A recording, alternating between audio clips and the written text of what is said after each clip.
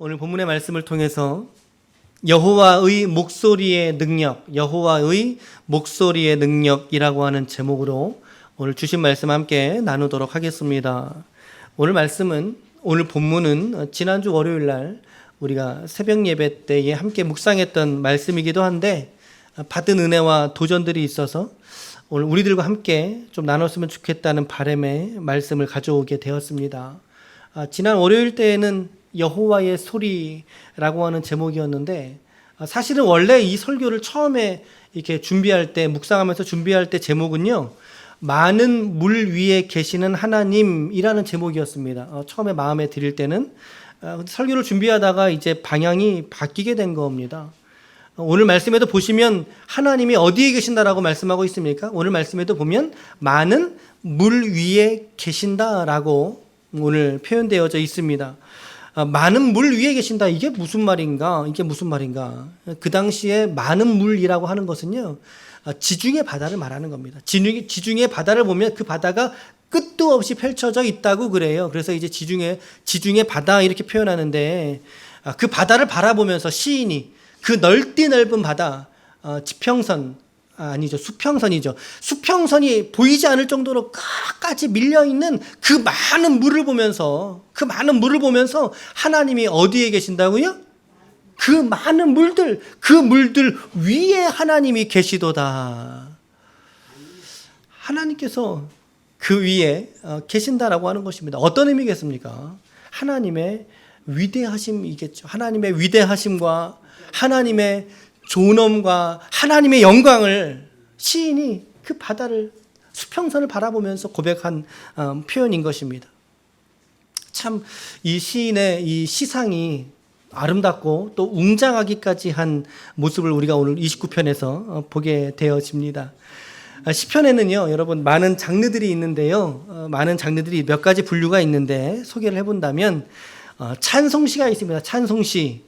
그러니까 우리 오늘 시편이고, 지혜시가 있습니다. 잠언과 같이 어떤 깨달음이 있는 거예요. 지혜시, 감사시.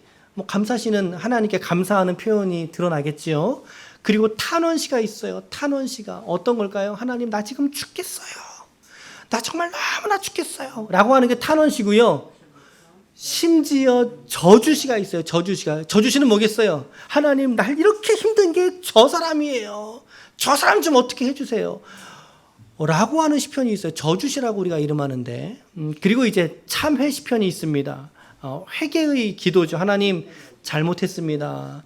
하나님, 잘못했습니다. 라고 하는 시편에 등장하는 많은 이 주제들이, 여러분, 이 많은 주제들이 사실은 우리가 일상을 살아가면서, 우리가 일상을 살아내면서 경험하게 되는 수많은 우리의 삶의 희노애락이죠. 희노애락. 우리의 인생을 믿음이라고 하는 렌즈를 바라본 겁니다. 믿음이라고 하는 렌즈를 바라보고 신앙이라고 하는 안경을 써서 우리의 삶을 바라보고 그 삶을 주권하고 계시는 하나님을 바라보는 거죠. 하나님을 바라보면서 기록하게 된 것. 그러한 고백들이 정말 주옥같이 새겨진 곳이 바로 시편이라고 하는 곳입니다. 1편부터 150편까지 있고, 지금은 우리가 새벽에 이 시편을 한 편씩 우리가 이렇게 묵상하는 시간들을 보내고 있지요. 참 은혜가 되고 있는, 은혜되는 말씀들인 것 같아요. 대표적으로 여러분, 시편 1편 어떤 말씀이죠? 시편 1편 시작. 그렇죠. 거기까지만, 복 있는 사람까지만. 지혜시입니다. 대표적인 지혜시. 복 있는 사람이 누구냐라고 묻고 있는데 그 물음에 대한 대답을 시인이 제시하잖아요. 지혜시편입니다. 그 시편을 통해서 참된 복된 자가 누구인지를 깨닫게 되잖아요. 그리고 지혜의 참 주체가 되시는 하나님을 발견하게 되는 거죠. 지혜시편이고, 또 대표적으로 참회시라고 되어 있죠. 참회시편. 대표적인 참회시편은 시편 51편 같은 성경입니다. 다윗이 밧세바를 범합니다. 우리아의 아내 밧세바를 범하고 난 이후에 나단 선지자가 와서 솔로몬을 이렇게 죄를 정죄하지 않습니까? 질책하지 않습니까? 그 질책을 정말 이 다윗이 믿음이 좋은 게 선지자가 와서 하는 그 말을 믿음으로 받아들인다라고 하는 거예요. 니까짓 게 뭔데 이러고 이제 쳐서 죽일 수도 있는데, 그런데 다윗은 그렇지 않고 그의 말을 하나님의 말로 듣지요. 하나님의 말씀으로 듣고 그의 마음속에 회개하는 마음을 갖게 됩니다.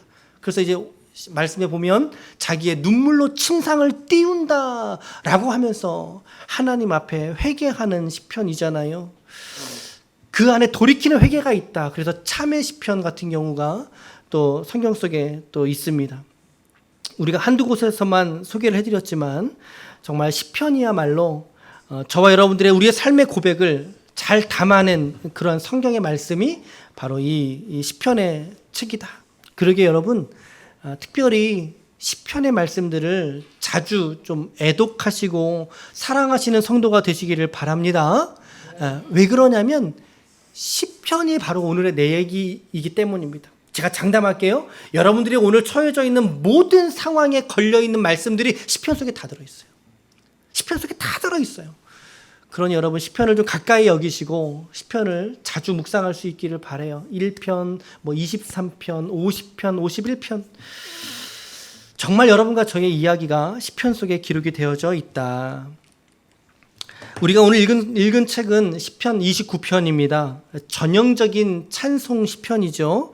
다윗의 시라고 오늘 머릿말에 개요가 적혀져 있습니다.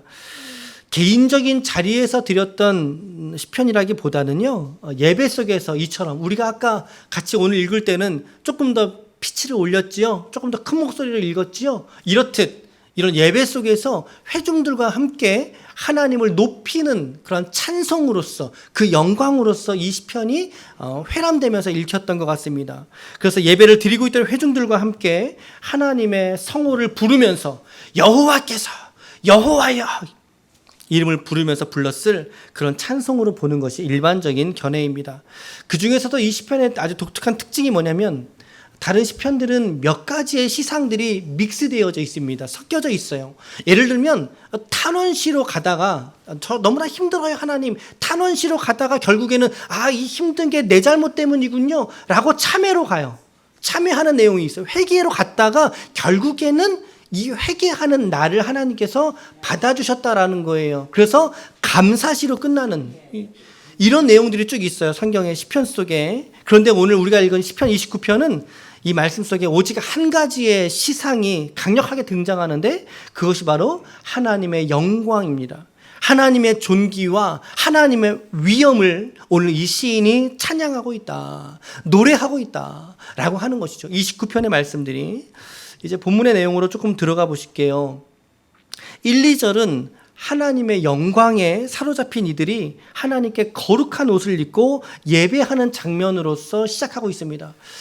우리 1절과 2절 말씀을 우리 같이 한번 읽도록 하겠습니다. 시작. 너희 권능 있는 자들아 영광과 능력을 여호와께 돌리고 돌릴지어다. 여호와께서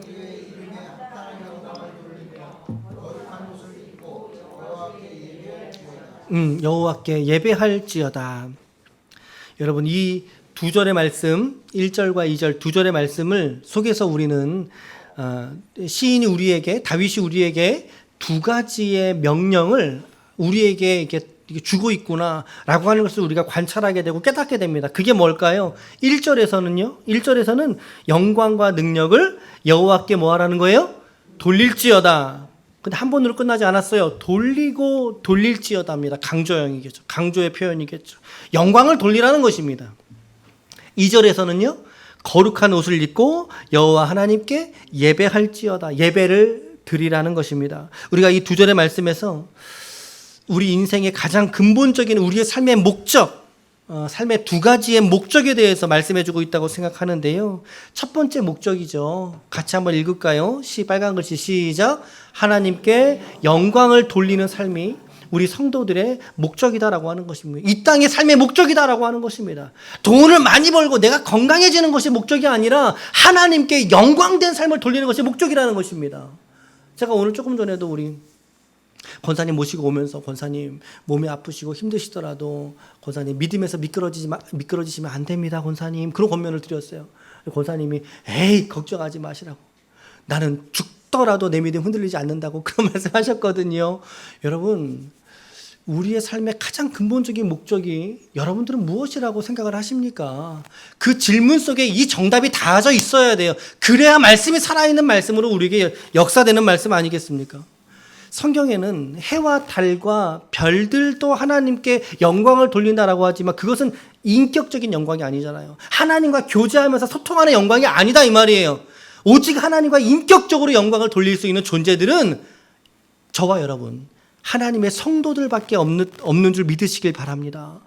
여러분 그런데 우리가 이 영광을요 너무나 거창하게 생각하는 습관들이 우리 안에 있어요. 하나님께 영광을 돌린다 이러면 뭔가 거창하게 말이죠. 막 성과가 좋아가지고 말이죠. 내게 좋은 일이 있어서야지만 그것으로 하나님께 영광을 돌린다?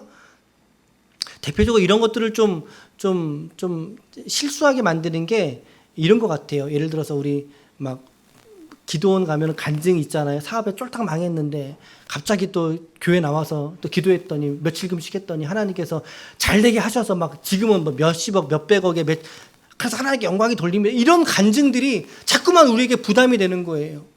여러분들 몇백억 있으세요? 또 연예인들이 그러잖아요. 연예인들이 시상식에 가면 무슨 여우주연상, 나무주연 이런 거 타잖아요. 타고 나면 거기서 이제 꼭 하시는 말씀들이 믿는 분들은 그분의 믿음을 폐망하는 건 아닙니다만 그분들이 나가셔서 하나님께 영광을 올립니다. 그러니까 우리는 그거를 들으면서 암암리에 우리는 이런 생각하는 거죠. 야, 저런 자리에나 가야 우리가 하나님께 영광을 돌릴 수 있는 것 같다라고 하는 오해가 우리에게 쌓여질 수 있다라는 거죠. 그렇지 않다는 것입니다, 여러분. 착각하시면 안 된다는 거예요.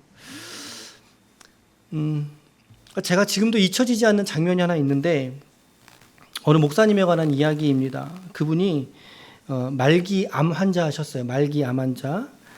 그래서 이제 그분의 임종을 가족들은 이제 암암리에 준비하고 있었죠. 준비하던 중이셨는데 제가 신방을 가게 됐습니다. 그 목사님을 신방을 가게 됐어요. 여기 방학동에 있는 여기 우이동에 있는 요양원이에요. 신방을 가서 요양원에 들어가서 호실을 확인하고 쭉 걸어가는데 저 끝방이었습니다. 오른쪽 끝방이었습니다. 들어가서 끝방에 들어가자마자 왼쪽에 있는 첫 번째 침대가 그분의 침상이었거든요. 들어가서 그분을 보자마자 저의 마음이 녹아지는 거죠. 그분의 모습을 보면서 저의 마음이 녹아지는 것이었습니다. 다른 게 아니었습니다. 그 연로하신 목사님이 이제 곧 임종을 얼마 두지 않으신 그 목사님이 그 자리에 앉아서 앞에 그 밥 먹는 그 있지 않습니까? 그 침상에 그거 앞으로 당겨놓고 그 위에다가 성경을 펼쳐서 읽고 계신 장면을 제가 보게 되는 거죠. 그 모습을 보면서 후배 목사로서의 부끄러움은 이거 이루 말할 것도 없고 그분의 그 신앙 중심이 오늘 어디를 향해 있는가를 너무나 명확하고 정확하게 고스란히 제가 전해지게 되고 깨닫게 되는 순간이었습니다. 저는 감히 확언하건대 그 시간 그분께는 그것이 하나님께 영광인 줄로 저는 믿습니다. 여러분 영광이라는 것은 그런 것입니다. 하나님의 살아계심과 인도하심을 경험하게 되는 것. 그분이 저에게 어떠한 감화를 일부러 주려고 저 올 시간에 맞춰서 성경 펼쳐놓고 계셨을까요? 전혀 그렇지 않으셨을 거죠. 아니면 그분을 내게 누군가 다른 환우들에게 보이기 위해서 성경을 펼쳐놓으셨을까요? 그러지 않으셨을 거예요.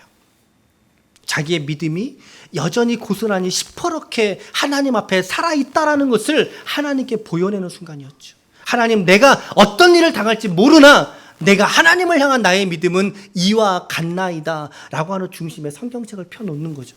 펴서 읽으시는 거죠.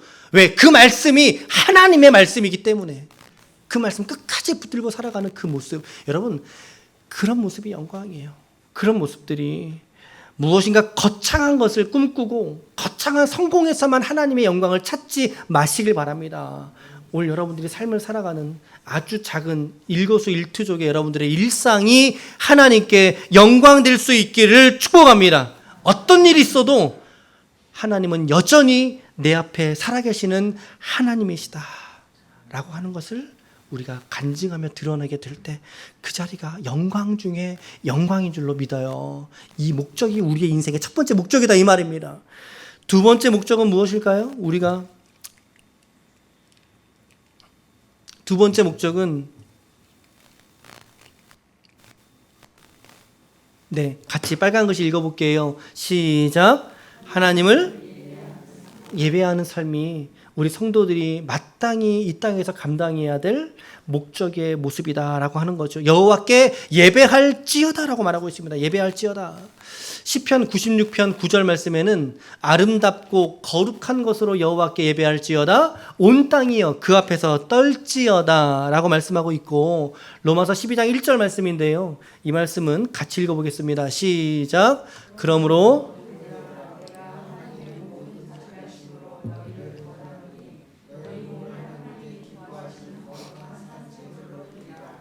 이는 너희가 드릴 영적 예배니라. 성경에서는 예배를 드려라 라고 하는 이 말씀을 곧잘 줄곧 명령형으로 말하고 있습니다. 이것이 의미하는 게 무엇일까요? 하나님께 예배 드리는 것은 우리의 취사 선택의 문제가 아니라는 것입니다. 필수 불가결한 것이고 반드시 드려야 되는, 다시 말하면 우리 성도로서의 목적이고 권리이고 섬김의 모습이 바로 예배다라고 하는 것입니다. 여러분, 누가 하나님을 예배할 수 있겠습니까? 누가 하나님께 하나님의 살아계심을 하나님과 교제할 수 있겠습니까? 하나님의 백성 이외에는 하나님을 찾고 예배하고 만날 수 있는 존재가 이 땅에 없어요. 맞죠? 그러기에 오늘 1절과 2절에서는 하나님께 영광을 돌리고 또 그분을 예배하는 것이 얼마나 귀중하고 소중한 것인지를 오늘 1, 2절의 말씀으로 확증하고 우리들에게 명령하고 있는 것이죠. 오늘 저와 여러분들도 하나님 앞에 영광을 돌리기 위한 존재로서 오늘을 살아내는 삶의 열매가 있어지기를 주님의 이름으로 간절히 축원합니다. 아멘. 그리고 이제 3절부터 9절까지의 말씀은 하나님의 영광스러운 소리가 있어요. 근데 그 소리의 번역이 사실은 목소리를 말하는 거예요. 목소리. 하나님의 영광스러운 목소리가 있다라는 거죠.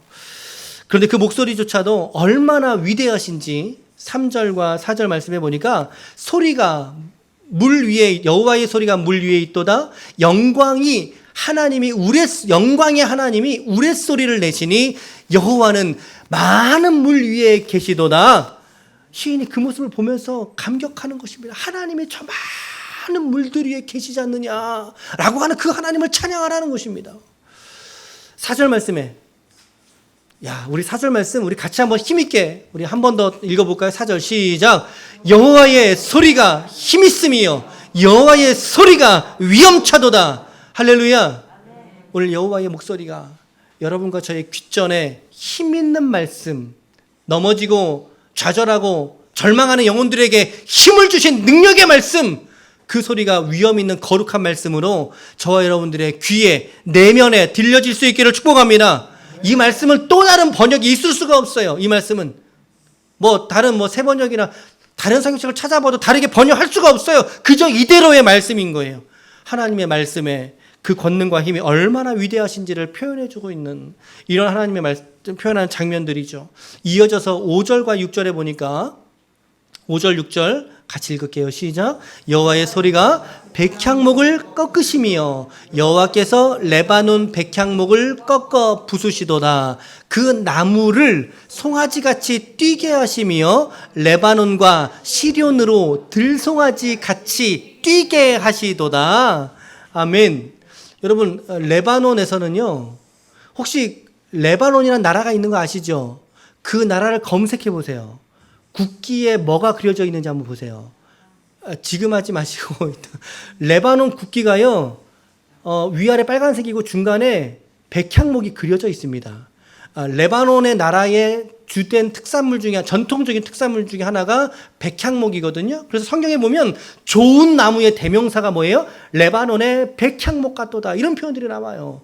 그러니까 이제 다윗이 성전을 지을 때 쓰였던 재료가 레바논의 백향목이거든요.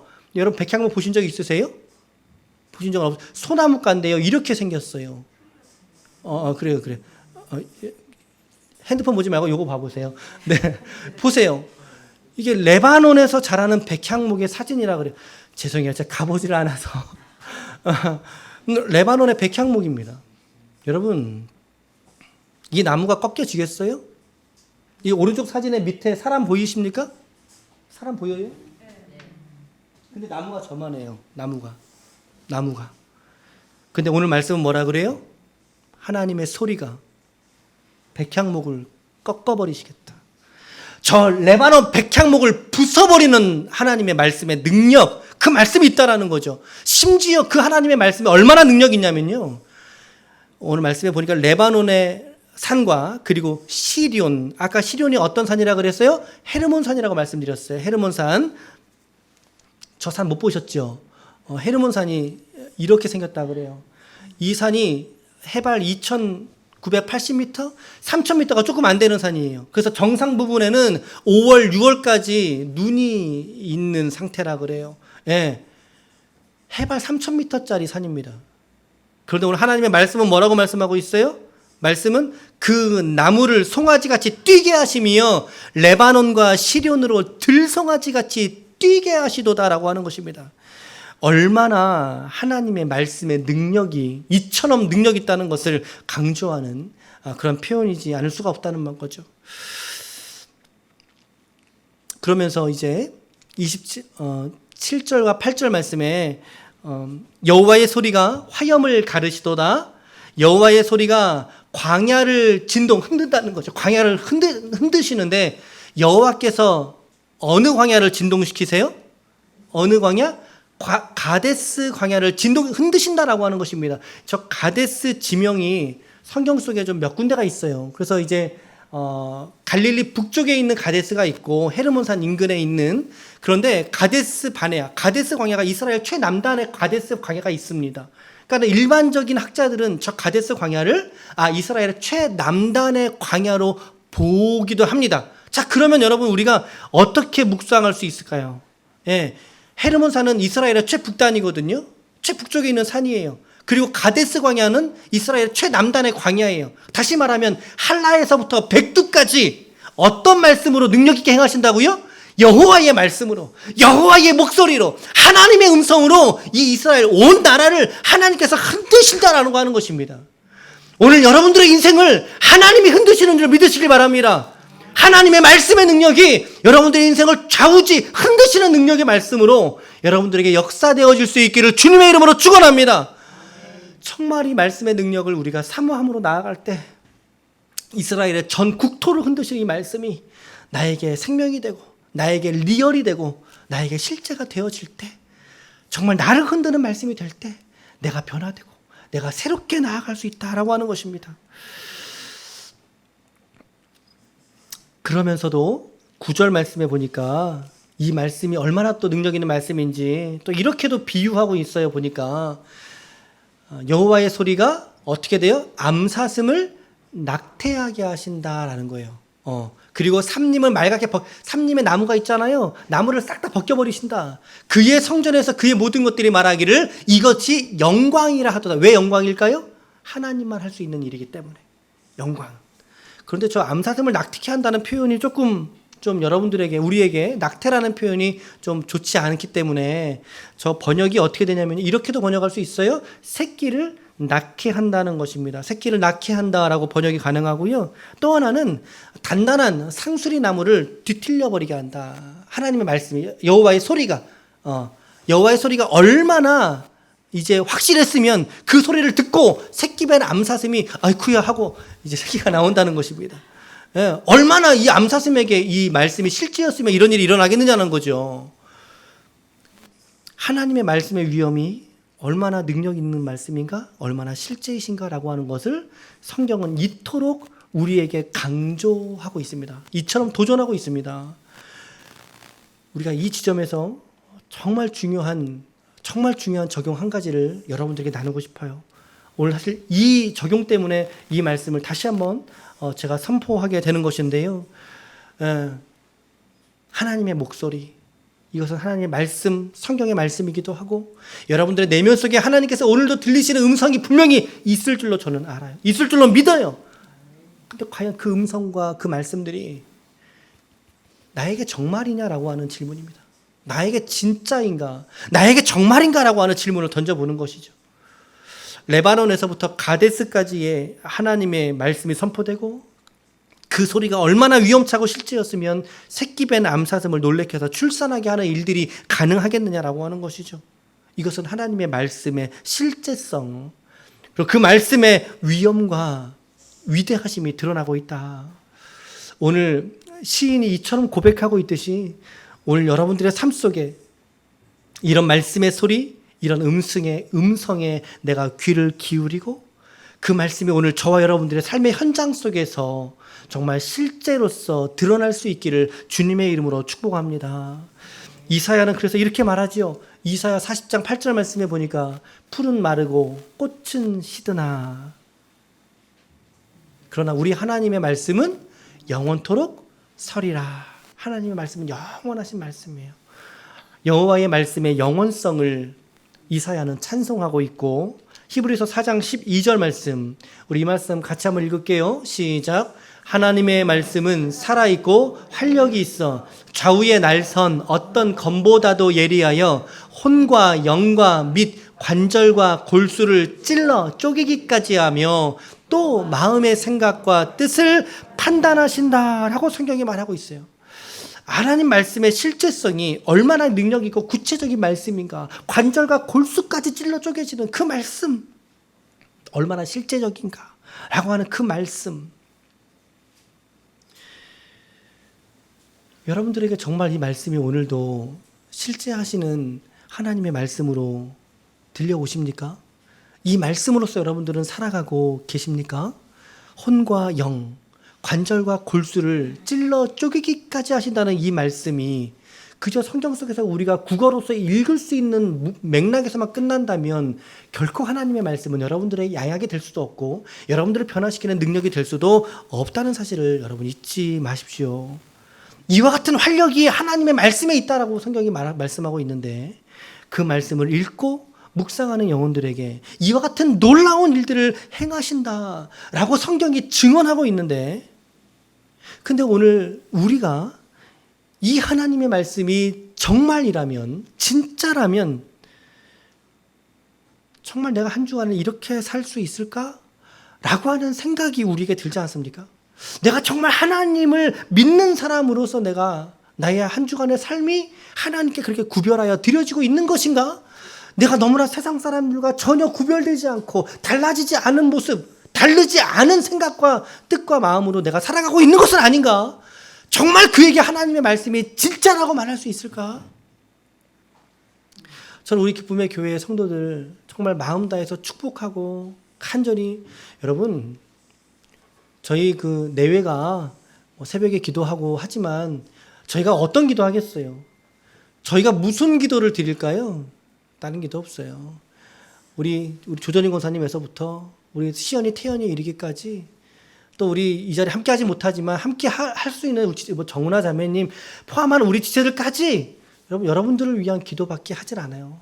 제가 잘 생각해 보니까, 뒤돌아보니까 성도분들의 기도 외에는 거의 하지를 못하더라고요. 다른 기도가 눈에 들어오지 않는 거죠. 어떤 기도를 여러분들에게 저희가 섬길 수 있을까요, 여러분? 하나님의 말씀이 그 영혼에게 실제가 되게 하여 주옵소서. 그 말은 다른 거 아니에요. 말씀에 순종하는 삶을 살게 하여 주시고, 믿음 잃어버리지 않는 삶을 살게 하여 주시고, 하나님의 거룩한 사람으로 살게 하여 주옵소서.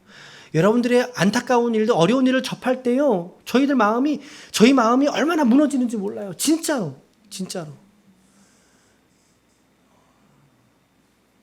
어떤 분은 이제 기도 제목 얘기해 주시면서 말하지 말라고 하시는 분들도 계셔서 말씀을 못 드리지만, 그러나 저희 내외의 가슴 속에는 이게 아로 새겨져 나요. 그거 붙잡고 기도한다고요. 여러분들에게 정말 하나님의 말씀만이 실제이시고 능력이시고 영광 되시기를 주님의 이름으로 간절히 축원합니다. 예. 우리가 하나님의 목소리가 우리에게 들려와요. 그 말씀이 무엇인지 알아요. 그런데 우리가 순종하지 않아요. 그 말씀에. 아내를 사랑하라. 남편을 사랑하라. 이웃을 사랑하라. 용서하라. 관용하라. 품어주어라. 정죄하지 말고 판단하지 말아라. 복음의 능력을 드러내라. 영광의 삶을 살아라. 라고 우리 귀에 들려와요. 매주마다 들려와요. 설교를 통해서 뿐만 아니죠. 여러분들의 마음에 양심의 소리로 안 들려오십니까? 들리실 것 같은데? 왜? 기도하거든요. 그렇게 여러분들을 위해서 기도하는 여러분들의 귀에 마음에 안 들려오신다고요? 아니요, 그렇지 않아요. 저는 들려오리라고 믿어요. 문제는 우리가 순종하지 못하는 우리의 자신이 문제인 거죠. 순종하지 않아요. 잘. 순종하지 못해요. 내 이기심과 내 만족 때문에 순종하지 못한다 이 말이에요. 내가 원하는 말씀만을 내가 듣고 싶은 건 아닙니까? 이러한 자리에서 내가 듣고 싶은 말만 목사님이 좀 해줬으면 좋겠는데 라고 여러분들은 듣고 있지 않으십니까? 그것에 꽂혀서 그것만이 하나님의 말씀인 것처럼 내 마음속에 쿵 하고 무언가 다가온 것만 하나님의 말씀인 것처럼 우리가 오해하면서 우리가 하나님 앞에 서 있는 것은 아니냐라고 하는 거죠. 정말 여러분과 저 우리 모두가 하나님 앞에서의 영혼이 되시고 말씀 앞에서의 성도가 될 수 있기를 간절히 축원합니다. 간절히 축원합니다. 우리가 그렇게 곡해하는 마음으로 마음이 우리 앞에 있어서는 아니 되겠다라고 하는 것이죠. 그런 부담들이 이 말씀을 제가 묵상하면서 한 주간 묵상하면서 떠나질 않는 거예요. 오직하면 주일날 또다시 이 말씀을 전하겠어요. 말씀이 정말 실제이냐라고 하는 이 질문, 이 적용 앞에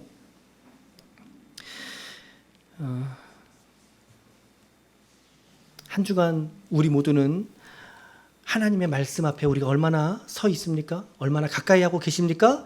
여러분 기도의 자리로 나오셔야 됩니다. 기도의 자리로 서셔야 됩니다. 여러분 목회자라 그래서요 성경을 가까이 하는 게 아니더라고요.